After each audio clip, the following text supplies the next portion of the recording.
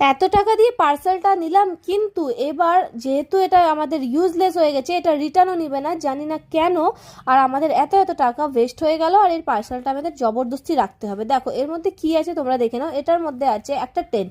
যেহেতু আমি আর আমার বর যাব কুম্ভে স্নান করতে, তাই আমরা কোনো হোটেল বা কোনো টেন্ট রেন্টে কিচ্ছু পাচ্ছিলাম না, কারণ অনেক অনেক ভিড় আর অনেক গাদা, মানে বেফালতুর টাকা নিচ্ছে ওরা। জাস্ট এক রাতের জন্য 8,000 10,000 কে দিতে যাবে রে ভাই। তাই আমার বর বললো ঠিক আছে চলো, আমরা একটা উপায় বার করেছি। আমি ভেবেছি একটা টেন্ট নিব, তাই বললাম চলো টেন্ট নিয়ে নিই। আর টেন্টটা সত্যি এত সুন্দর এসেছিলো, তোমরা জাস্ট দেখো। মানে এটা এত সুন্দর ফোল্ডেবল, আর ক্যারি করাটা তো অসম্ভব ভালো, মানে এত সুন্দর ছিল। আমরা পুরো কুম্ভে এটা ক্যারি করেছি খুব সুন্দর করে।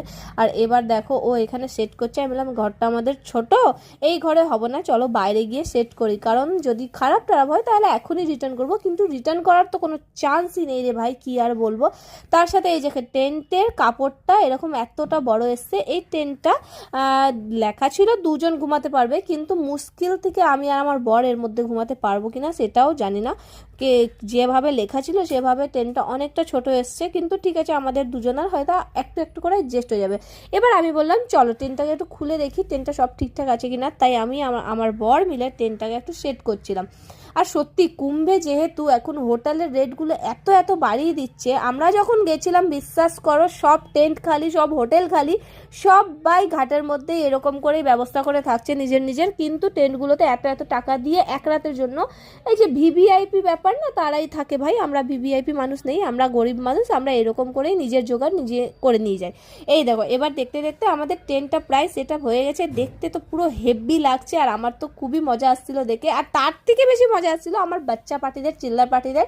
ওরা ভেবে নিয়েছে কি এই টেন্টটা দিয়ে এবার ওরা খেলা করবে, কিন্তু আমি বললাম এটা তোদের জন্য নয়, এটা আমরা নিয়ে এসেছি, কিন্তু এটা যদি আমার ঠিক না লাগে তাহলে এখনই রিটার্ন করে দেবো। ওদের মুখটা খারাপ হয়ে গেল। এবার ওরা কি বলছিল বলো তো, আমরা এটা নিয়ে একটা মানে ক্যাম্পিং করব ঘরের মধ্যেই, যেহেতু ওরা কোথাও যেতে পারি না, তাই ঘরের মধ্যে ক্যাম্পিং করব। এবার দেখো টেন্টটা সত্যি অসম্ভব সুন্দর ছিল, আমার তো খুবই ভালো লেগেছে দেখতে। তার মধ্যে ভিতরের স্পেসটা জাস্ট তোমরা দেখো, ভিতরে ভালোই স্পেস ছিল।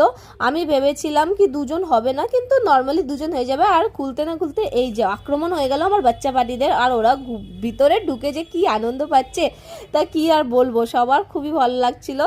দিয়ে এবার আমি বলে দিই, আমরা যেহেতু গেছিলাম তো ওইখানে দেখলে তোমরা এত এত ভিড় ছিল কি টেন্ট লাগানোর জায়গা ছিল না, তাই এই টেন্টটা পুরো আমাদের ওয়েস্ট হয়ে গেল।